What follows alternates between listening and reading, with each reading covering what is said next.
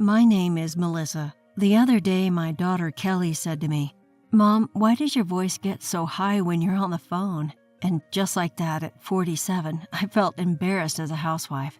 You see, my mother used to do the same thing, and I often mimicked her. But to think that I was doing it too, it's a bit embarrassing to be observed so closely. She wasn't such a sassy kid before.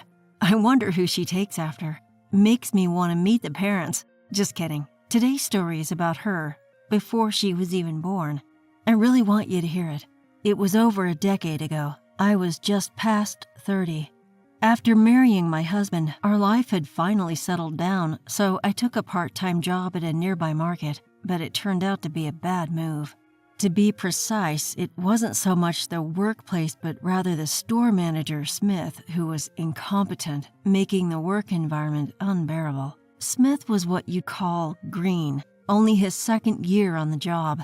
You're thinking, a store manager in his second year? No way, right? That's what I thought too until I started working there. Apparently, in large companies, it's a common training method to put young employees in charge as managers. I heard that in some stores, people became managers just after 6 months on the job. This seems to be a tactic used by companies leaning towards the black side, thinking, if we make them managers, we can cut overtime costs or due to staff shortages. It sounds good to say that they're giving young people a chance, but in reality, it's more like a desperate measure. Not just the store managers, but night managers and other fancy titles are often created to cut overtime costs. As they climb the ladder to positions like area manager, the stress increases exponentially, leading to a high turnover rate. To fill these gaps, they prematurely promote younger employees to manager positions and so on, creating a vicious cycle. The situation is quite grim. However, the duration varies from person to person. Some have work experience from other stores and have undergone manager training. So even among the younger staff, there are truly capable individuals who come along. Whether us part-time employees and staff members get a good manager is entirely up to chance. Until Smith, my colleagues and I had been fortunate with good managers. But I must say it again, Smith was incompetent. In other words, he was a total miss. From the very day Smith transferred to our store, he made his presence known. Of course, I mean that in the worst possible way. First day on the job, he didn't take any notes on the handover information from the previous manager. If he could remember everything without notes, that would be fine. I didn't say anything either. Moreover, Smith would casually respond to the former manager's instructions with remarks like, there really are customers like that, huh? Or, I can tell that kind of stuff by instinct. At that moment, my colleagues and I, watching from the sidelines, wondered if he was really cut out for this. But after all, he was a younger boss than me. I admit I was critical of him from the start. But you know how it is, that initial distrust, like in stories where the one who seemed incompetent turns out to be incredibly capable. Isn't that a classic plot in those TV programs about young employees struggling and everyone tearing up at the new manager's efforts in the end? So we thought, well, it's only the first day, and it's not fair to judge him by his appearance or vibe. The next day, Smith was suddenly 30 minutes late because he overslept, and to top it off, he had completely forgotten all the tasks taught by the former manager. We were astounded by his level of ineptitude, which was both expected and beyond expectation. Since the previous manager had already transferred elsewhere, the assistant manager, Williams, had to teach Smith the job. But Smith, who nodded lightly without taking any notes, made everyone think that he would ask the same things again tomorrow. True to our predictions, Smith never really learned his job. Or rather, he didn't try to. How do I know he didn't try? Well, when you see someone at work, you can tell when they lack motivation, right? It's like an instinct. Indeed, within a week of transferring, Smith claimed, "I hurt my back while stocking shelves and I can't move at all," and took 3 days off. At first, everyone thought it was bad luck for him to have an accident so soon after transferring, but on the second day of his absence during lunch break, a staff member from the meat section said, "That guy was at the slot parlor I frequent. There are a bunch of cigarette butts piled up, so he must have been there for a long time." By the way, that day was a holiday and it was extremely busy. Because of that, some people had given up their day off to cover the absent manager. It goes without saying that everyone was on the verge of exploding with frustration, veins popping on their temples and foreheads. After the break, Smith returned, waving with a smile. "Really sorry for taking time off," he said, running lightly into the store. Everyone was thinking, "What happened to your back, Manager Smith?" and wanted to trip him up, but we just stomped our feet and tapped our fingers in frustration. Smith's behavior continued to be astonishing in a bad way. First, he was hopeless with women. Our workplace didn't have the kind of cute girls that Smith liked. We had people who would stomp on bugs with a straight face and slam their desks, laughing heartily. A group of tough, wild characters. Smith, who likes teddy bear-loving girls, casually showed no interest in our part-time employees and staff, who were like real bears even a hunter would flee from. So Smith turned his attention to the customers. Wandering around the store pretending to stock shelves or check items, he would approach high school and college girls at the speed of light. Then it was chat time for 20 to 30 minutes. Even if the cash registers were short-staffed, right in front of him, he didn't care and just enjoyed his time with the girls. Williams yelled at him in the back, but it was useless. Smith would just laugh mockingly, saying, "Sorry," and then go off to find another girl. It was hopeless. At least if the customers were happy, it could be barely called customer service. But the girls he talked to all looked annoyed and inconvenienced. It's not an exaggeration to say that Smith's mere presence was bringing down the reputation of our supermarket. He was like a walking complaint. While we were angry, we had to pull Smith away from the girls. We wanted to scold him, but unfortunately in the work schedule, Smith was counted as one human being. One, even though his actual contribution was 0. Because of this, we were always short-staffed and had to make customers wait. If there was time to scold Smith, we should have prioritized the customers in front of us. This was Williams' decision, so we focused on our immediate tasks, but everyone, including Williams, was accumulating stress from not being able to express what they wanted to say. Smith's problems weren't just about taking notes or chatting up girls. He also judged employees by their looks. Of course, with mostly robust employees like ours, everyone was pretty much the same. However, among them, perhaps because he saw them every day, Smith gradually created a hierarchy in his mind like, "She's on the cuter side" or "She's older." A woman in her 40s who was single was his favorite, and I, a married woman in my 30s at the time, was treated lightly, receiving orders without a subject like, "Do that for me." This infuriated the male employees the most, who couldn't hope to be Smith's favorites. They were burdened with all sorts of troublesome tasks, but Smith would forget he even assigned them. One person was told, "I want to check the herb sautéed salmon before it's stocked, so don't put it in the ice corner, leave it up front." Following the manager's orders, that person did as instructed, but Smith had forgotten he even gave the order, and the salmon ended up melting. It wasn't spoiled, but refreezing could affect the taste and aroma. It was a no-go for sale according to the manual. The store suffered a significant loss thanks to Smith. Oh, isn't it a manager's primary job to increase sales?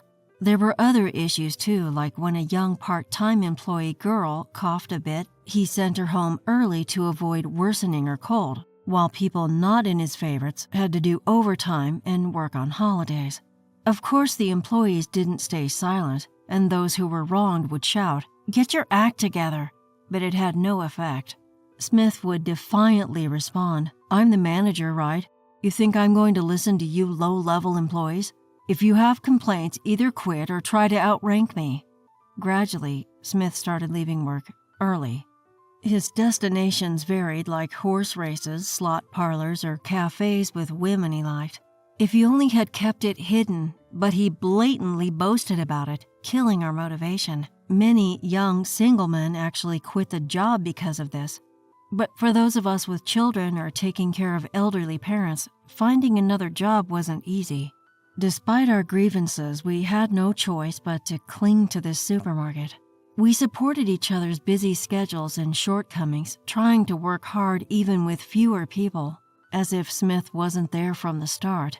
Then, out of the blue, Smith called me to the back. That day was a 5 times point day, and the cash registers were bustling. Why call me now? He really can't read the room, I thought angrily as I went to see Smith. And he said something unbelievable.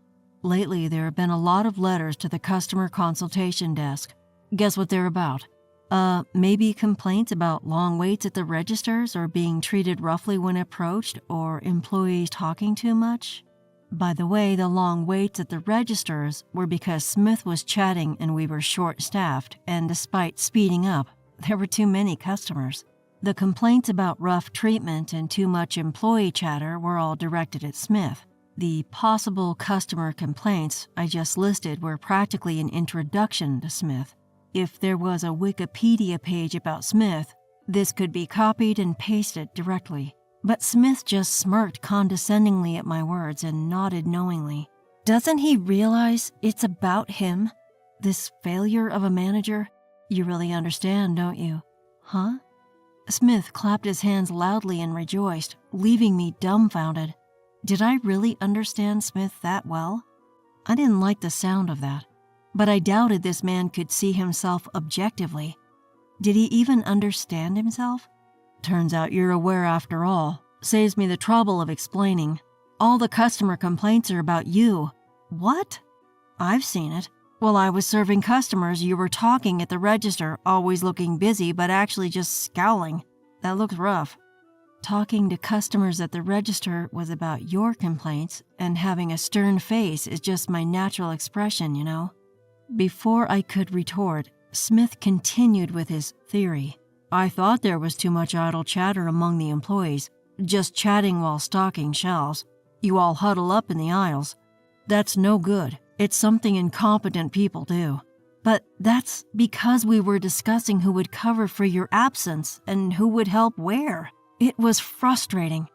I was about to say, with all due respect, when he dropped the bombshell. With complaints like this continuing, William isn't useful either. A reform is needed. You're a nuisance, so leave. You're fired.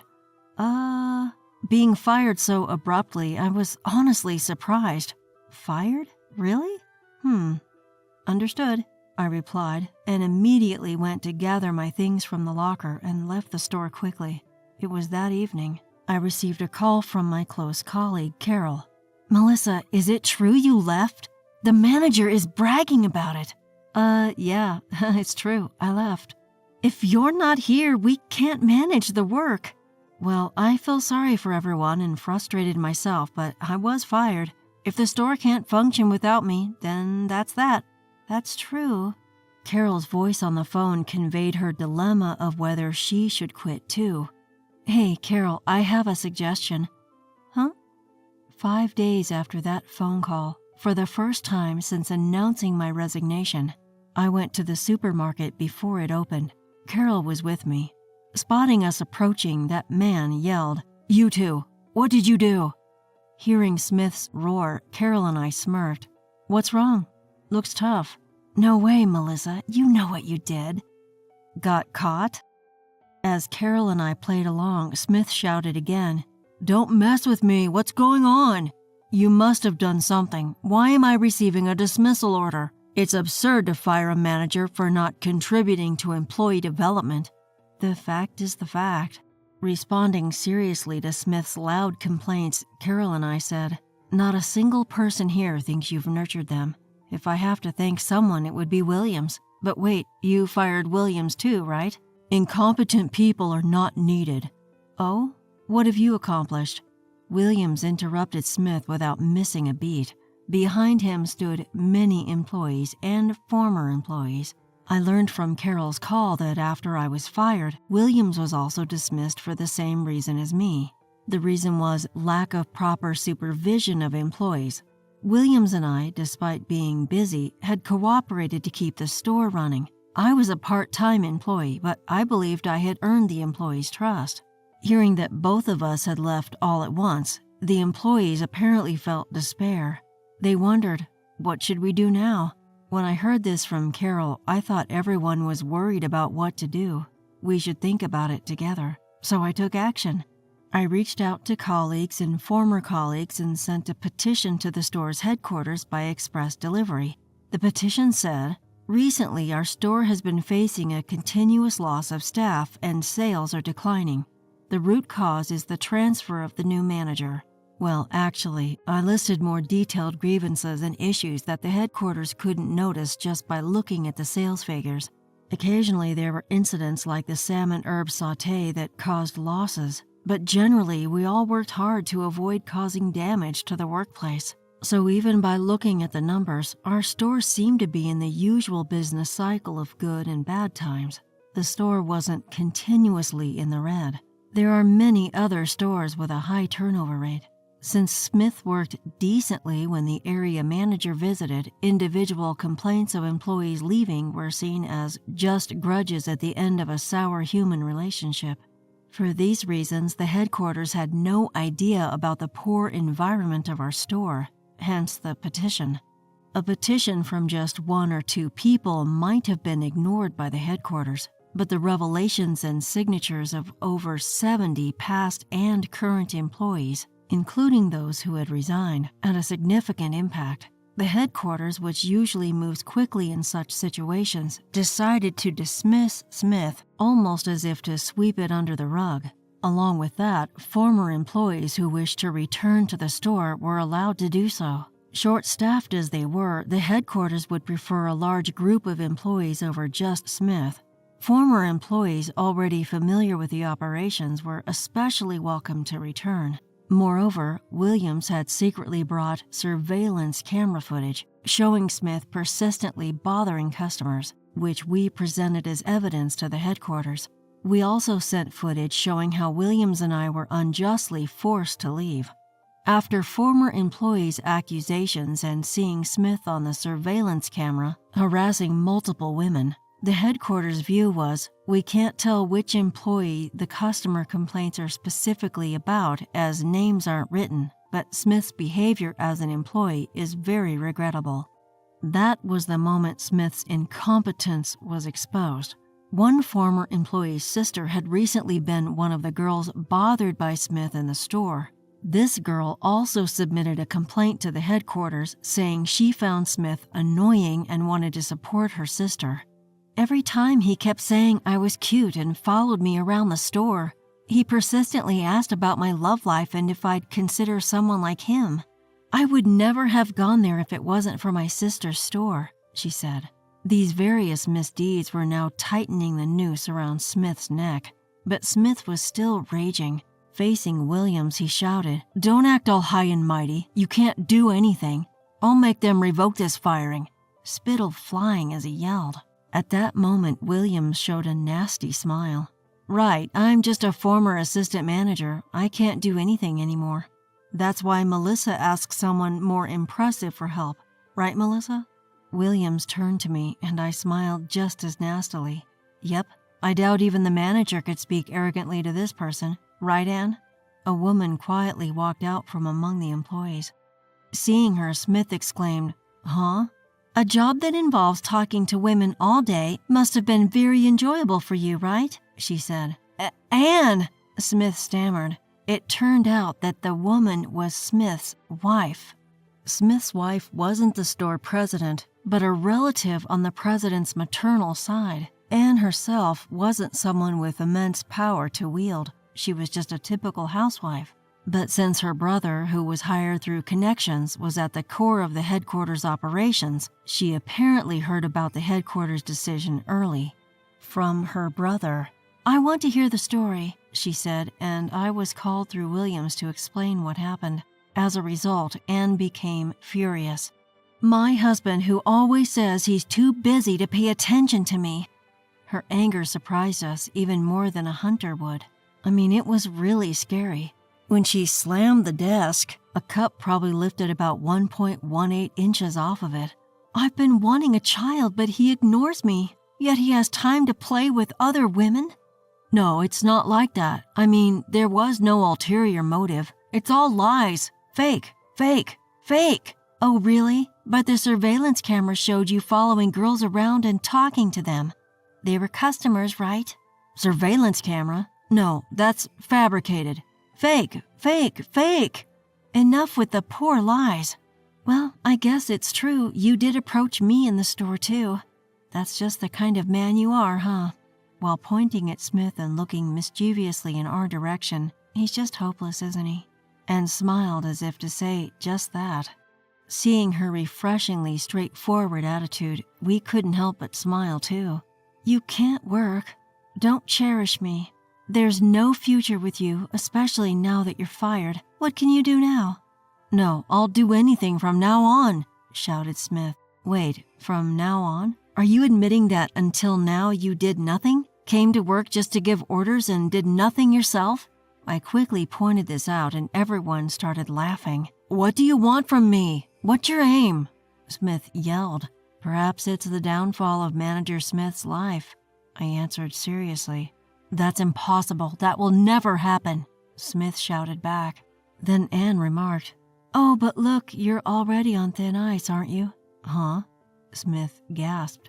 You're unemployed now, right? You've always been incompetent, unpopular with girls. If I file for divorce, that might be your downfall. I like that idea, I quickly agreed. Then let's go with that. Anne smiled. What? No, wait, seriously, what do you mean? Are you divorcing me? Smith pushed past me and clung to Anne. Well, it depends on you. First, you should apologize to the customers and employees. They've been living in uncertainty because of you, deciding whether to quit or stay. You've caused so much stress to people whose lives depend on this job. It's all your fault. Smith fell silent under Anne's onslaught of logical arguments. Are you apologizing from your heart? We can't hear you, Manager Smith. Shall we use the store's announcement system so everyone can hear it loud and clear? Oh, that's a good idea. If you do that, I might reconsider the divorce. What? Anne went along with my suggestion, and Smith panicked. But the women's uproar wouldn't stop. It was like the festival was just beginning, and they joyfully dragged Smith to the store's announcement microphone. Needless to say, Smith stood there, teary-eyed and trembling, as the two women cheerfully handed him the microphone. Smith looked like a herbivore thrown into the savannah. In the end, he was overpowered by the insistence of the two women and apologized over the store's intercom. Since Anne was pressing for a divorce, Smith was desperate. However, knowing that the apology was insincere, Williams suggested that Smith sing Time of Your Life as a farewell song. Since you're graduating from the store, you should sing a graduation song, was the reasoning. Smith's singing was so off-key that everyone in the vicinity burst into laughter and recorded it on their mobile phones. Helpless Smith had no choice but to keep singing Time of Your Life over and over for about 20 minutes until the store opened. By the end, everyone had lost interest and stopped listening, which must have been the hardest part for him. Smith, who had continually insulted others, ended up being insulted by everyone, a fitting end. After that, Smith left the company and was divorced by Anne.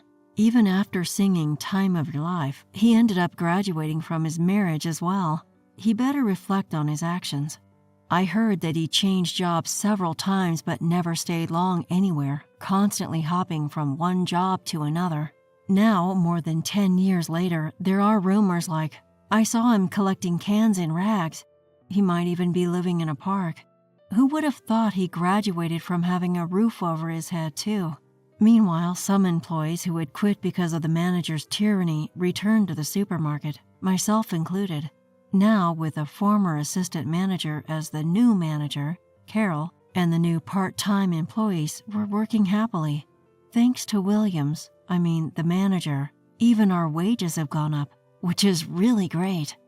Good managers are truly valuable. With Kelly, now a cheeky 15-year-old in the throes of adolescence, it's a time when every penny counts, so I'm very grateful.